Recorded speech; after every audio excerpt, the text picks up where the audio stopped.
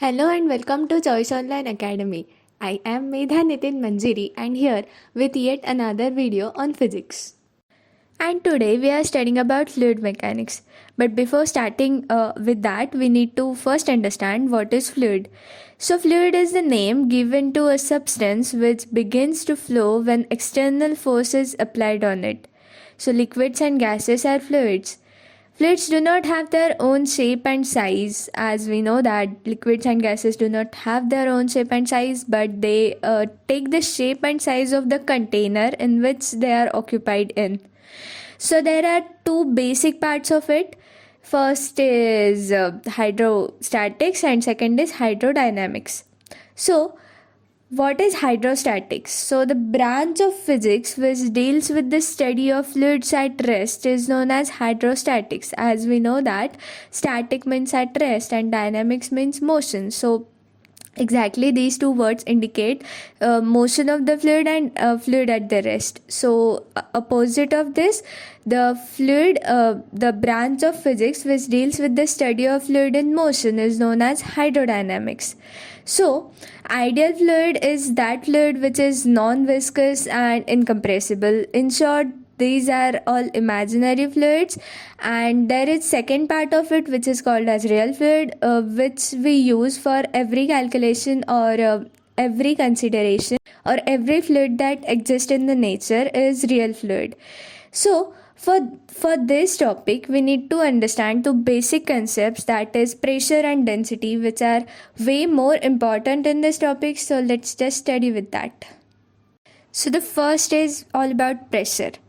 So we already know that the basic definition of pressure is that normal force exerted by liquid at rest on the given surface in contact with it is called as thrust of that liquid on that surface. So the normal thrust or normal force exerted by liquid at rest per unit area of surface which is in contact with it is known as pressure of liquid, or which is more precisely known as hydrostatic pressure. So if F be the normal force acting on the surface area A, then the contact with the liquid so the pressure exerted by that liquid on that surface is equal to P is equal to force divided by area, which is equal to F divided by A. And as F divided by A means Newton per meter square, so the unit of this is Newton per meter square, or which is more precisely known as Pascal in SI, and dyne per centimeter square in CGS. So from this you can easily derive the dimensions of it. So at a point, pressure acts in all direction and a definite direction is not associated with it. So pressure is a tensor quantity, and we have seen definition of tensor quantity. Hope you remember that. So we need to study one type of pressure. We cannot say that it is type of pressure or something, but it is a pressure which is exerted by atmosphere. So we called it as atmospheric pressure. So the classical definition of it is the gaseous envelope surrounding the earth is known as Earth's atmosphere, and the pressure exerted by that atmosphere is known as atmospheric pressure. So its value on the surface of the earth at sea level is nearly equal to 1 into 10 raised to 5 Newton per meter square, or Pascal in SI. And in other practical units we can say that 1 bar or 760 torr. So the atmospheric pressure is maximum at the surface of the earth and goes decreasing when we move up in the earth's atmosphere.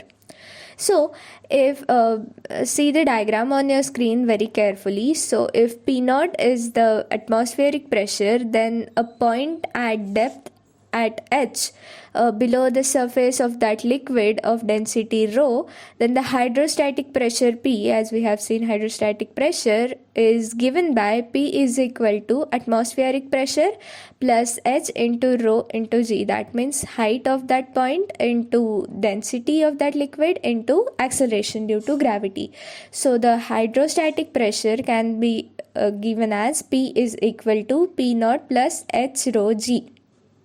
So this hydrostatic pressure depends on the depth of the point below the surface H, nature of the liquid, that is rho, that means density, and acceleration due to gravity. While it is independent on amount of liquid, shape of that container which is taken by that liquid, or cross sectional area considered.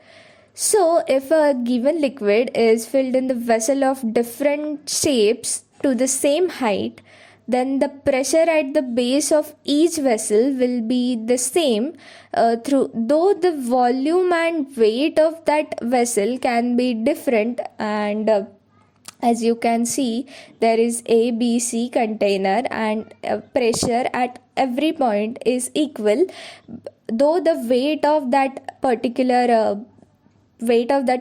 container can be different, but it is filled at the same height, so the pressure in each vessel is same. So in the liquid at the same level, the pressure will be same at all point, and if not, the pressure difference in the liquid, due to this, liquid cannot stay at rest. So this is why the height of liquid is same in the vessel of different shapes containing different amount of same liquid at rest when they are in communication with each other. So our second important concept for today, which is density. So in a fluid at a point, density rho is defined as change in mass divided by change in volume. So in homogeneous isotropic substance, it has no directional properties, hence it is scalar, and the unit of this density is very clear, that is mass per volume, that is kg per meter cube in SI unit. And so from here you can easily derive the dimensions of it. So the density of substance means the ratio of mass of the substance to the volume occupied by that substance, while density of the body means the ratio of mass of the body to the volume of that body. So for any solid body, density of body is equal to density of that substance. But while for the hollow body, density of body is lesser than the density of substance, as the volume of the body is always greater than volume of the substance. So when immiscible liquids of two different densities are poured in the container, the liquid of highest density will be at bottom, while the liquid of lowest density will be at top, and interfaces will be the plane. So this is the classical definition, we can say, that about mixture of water and oil. So sometimes instead of density, we use the term relative density or specific gravity. So we don't have to be more scared about it. It is just simple as that. So the relative density is basically the ratio of density of the body to the density of water. That means relative density of fluid means density of that particular fluid divided by density of water. In the liquid case, density of liquid divided by density of fluid, and in the gaseous case, density of gases divided by density of air. So this is not a new term or something, it's just about the ratio. So relative density is ratio, and hence it has no unit, no dimensions, nothing. It's just constant, and which is used to basically know the specific gravity of particular fluid. So in examples, we are going to study this.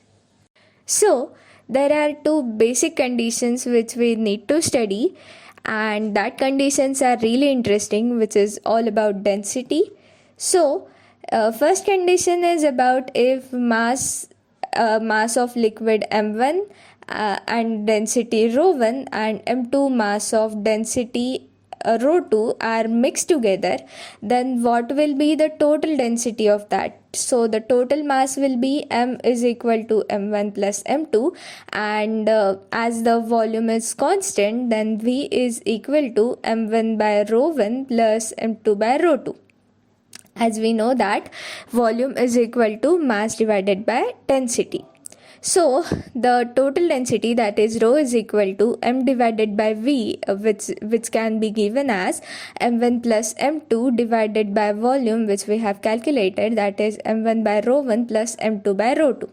So the rho, if we consider that mass of two liquid is same, that is m1 is equal to m2, then the density will be rho is equal to 2 rho 1 rho 2 divided by rho 1 plus rho 2, which is known as harmonic mean.